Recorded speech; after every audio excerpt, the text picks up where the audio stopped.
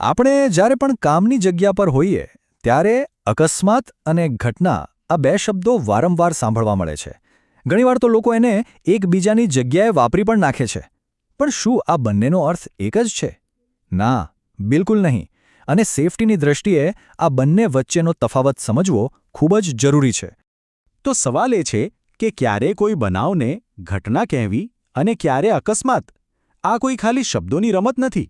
ચાલો આજે આ ગૂંચવણને ઉકેલીએ અને સમજીએ કે આ તફાવત ખરેખર કેમ આટલો બધો મહત્વનો છે. જુઓ, આ વાતને સમજવી એટલા માટે જરૂરી છે કારણ કે જો આપણે જોખમોને સાચી રીતે ઓળખીશું તો જ ભવિષ્યમાં થતી મોટી દુર્ઘટનાઓને રોકી શકીશું. સ્પષ્ટ વ્યાખ્યાઓ હોય ને તો કામ કરવાની જગ્યા વધુ સુરક્ષિત બને છે. ચાલો ત્યારે આ આખી વાતને એકદમ પાયાથી સમજીએ. આપણા સેફટી પિરામિડમાં સૌથી નીચે આવે છે પણ કદાચ સૌથી અગત્યનો કોન્સેપ્ટ છે નિયર મિસ, એટલે કે એવી પરિસ્થિતિ જેમાં માંડ બચી ગયા. તો નિયર મિસ એટલે શું? સીધી ભાષામાં કહીએ તો આ એક એવી અચાનક બનેલી ઘટના છે જેમાં નુકસાન થઈ શક્યું હોત, કોઈને વાગી શક્યું હોત, કોઈ વસ્તુ તૂટી શકી હોત, પણ સદનસીબે એવું કંઈ થયું નહીં. અહીં સૌથી અગત્યનો શબ્દ છે સંભાવના. આ એક જાતની ચેતવણી છે. આને એક ઉદાહરણથી સમજીએ. ધારો કે કોઈ ઊંચાઈ પર કામ કરી રહ્યું છે અને એના હાથમાંથી અચાનક એક નાનો બોલ્ટ છટકી જાય છે. એ બોલ્ટ સીધો નીચે જઈને બીજા એક વ્યક્તિની એકદમ બાજુમાં પડે છે. એક ક્ષણ માટે તો બધાના શ્વાસ થંભી જાય છે, પણ કોઈને વાગતું નથી, કંઈ નુકસાન પણ થતું નથી. તો ચાલો આ પરિસ્થિતિનું વિશ્લેષણ કરીએ. શું આ એક બિન આયોજિત ઘટના હતી? હા. કોઈ મિલકતને નુકસાન થયું? ના. કોઈને શારીરિક ઈજા થઈ? ના. પણ શું નુકસાન થવાની પૂરેપૂરી સંભાવના હતી? બિલકુલ હતી. બસ આને જ કહેવાય એક પરફેક્ટ નિયર મિસ. સારું, હવે આ જ કહાણીમાં થોડો ટ્વિસ્ટ લાવીએ. આપણા પિરામિડમાં એક સ્ટેપ ઉપર જઈએ અને જોઈએ કે જ્યારે કોઈ વ્યક્તિને કંઈ ના થાય પણ કોઈ વસ્તુ કે મિલકતને નુકસાન થાય ત્યારે એને શું કહેવાય? આને કહેવાય છે ઘટના, એટલે કે ઇન્સિડન્ટ. અહીં મુખ્ય ફર્ક એ છે કે નુકસાન તો થયું છે, પણ સારી વાત એ છે કે એ નુકસાન ફક્ત વસ્તુઓ કે સાધનો સુધી જ સીમિત છે. કોઈ પણ વ્યક્તિને ઈજા નથી થઈ. તો ચાલો પાછા આપણા ઉદાહરણ પર જઈએ.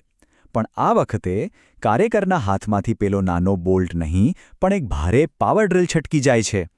ડ્રિલ નીચે ઊભેલા વ્યક્તિને તો વાગતા રહી જાય છે, પણ જમીન પર પટકાઈને એના ટુકડે ટુકડા થઈ જાય છે. તો ચાલો ફરીથી ચેકલિસ્ટ જોઈએ. બિન આયોજિત ઘટના હતી? હા. શારીરિક ઈજા થઈ? ના. સદભાગ્યે કોઈને વાગ્યું નહીં. પણ મિલકતને નુકસાન થયું?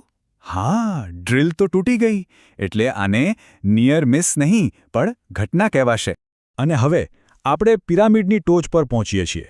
એ પરિસ્થિતિની વાત કરીશું જેનો સામનો કોઈ કરવા નથી માંગતું, જ્યારે કોઈ વ્યક્તિને ઈજા પહોંચે છે. આને કહેવાય છે અકસ્માત, એટલે કે એક્સિડન્ટ. અહીં સૌથી અગત્યનો શબ્દ છે ઈજા. જેવી કોઈ વ્યક્તિને શારીરિક હાનિ પહોંચે, ભલે પછી એ નાની હોય કે મોટી, એ પરિસ્થિતિ સીધી જ અકસ્માત બની જાય છે. હવે આપણા ઉદાહરણનું સૌથી ગંભીર સ્વરૂપ જોઈએ. એ જ પાવર ડ્રિલ ઊંચાઈ પરથી પડે છે, પણ આ વખતે એ નીચે કામ કરી રહેલી વ્યક્તિને વાગે છે અને એને ઈજા થાય છે. આ એકદમ સ્પષ્ટ રીતે એક અકસ્માત છે. તો અકસ્માતનું ચેકલિસ્ટ તો એકદમ સીધું સાધું છે. સવાલ ખાલી એક જ છે, શું કોઈને શારીરિક ઈજા થઈ? હા, બસ વાત પૂરી. હવે એ ડ્રિલ તૂટી હોય કે ના તૂટી હોય એનાથી કોઈ ફરક નથી પડતો. જેવી કોઈ વ્યક્તિને ઈજા થઈ એટલે એ અકસ્માત જ કહેવાય. ઓકે, તો અત્યાર સુધીમાં આપણે 3 શબ્દો સમજ્યા: નિયર મિસ, ઘટના અને અકસ્માત. પણ આ ત્રણેય વચ્ચે સંબંધ શું છે? મોટાભાગની ગૂંચવણ અહીં જ થાય છે.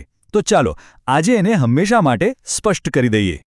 આ સંબંધને સમજવા માટે એક બહુ જ જાણીતી અને સરળ સરખામણી છે જે અહીં એકદમ બરાબર બંધ બેસે છે. જુઓ આ સરખામણી કેટલી પરફેક્ટ રીતે બેસે છે. જેમ અંગૂઠો એ આંગળીનો જ એક ખાસ પ્રકાર છે, બસ એ જ રીતે અકસ્માત એ ઘટનાનો જ એક ખાસ અને વધુ ગંભીર પ્રકાર છે. ઘટના એક મોટો વ્યાપક શબ્દ છે. તો આમાંથી એક સુવર્ણ નિયમ બને છે જે હંમેશા યાદ રાખવા જેવો છે. દરેક અકસ્માત એક ઘટના તો હોય જ છે, પણ દરેક ઘટના અકસ્માત નથી હોતી. જો કોઈને ઈજા થાય, જેને આપણે અકસ્માત કહીએ છીએ, તો એ એક ઘટના તો છે જ, પણ જો ફક્ત સામાન તૂટે, જેને આપણે ઘટના કહીએ છીએ, તો એ અકસ્માત નથી. અને જો હજુ પણ થોડી ગૂંચવણ હોય, તો આ ટેબલ બધું જ સ્પષ્ટ કરી દેશે. નિયર મિસ, કોઈ નુકસાન નહીં, કોઈ ઈજા નહીં. ઘટના, હા, મિલકતને નુકસાન પણ કોઈને ઈજા નહીં. અને અકસ્માત, હા, શારીરિક ઈજા ચોક્કસપણે અને કદાચ મિલકતને પણ નુકસાન. આ તફાવત યાદ રાખવાની આનાથી સહેલી રીત કોઈ નથી. તો અંતમાં એક સવાલ જે વિચારવા જેવો છે. હવે જ્યારે આપણે આ તફાવત બરાબર સમજી ગયા છીએ, તો એ વિચારવું જોઈએ કે શા માટે એક સાવ સામાન્ય નિયર મિસની જાણ કરવી પણ એટલી જ જરૂરી છે જેટલી એક મોટા અકસ્માતની. કારણ કે દરેક નોંધાયેલો નિયર મિસ એ ભવિષ્યના કોઈ મોટા અકસ્માતને ટાળવા માટેની એક અમૂલ્ય તક છે.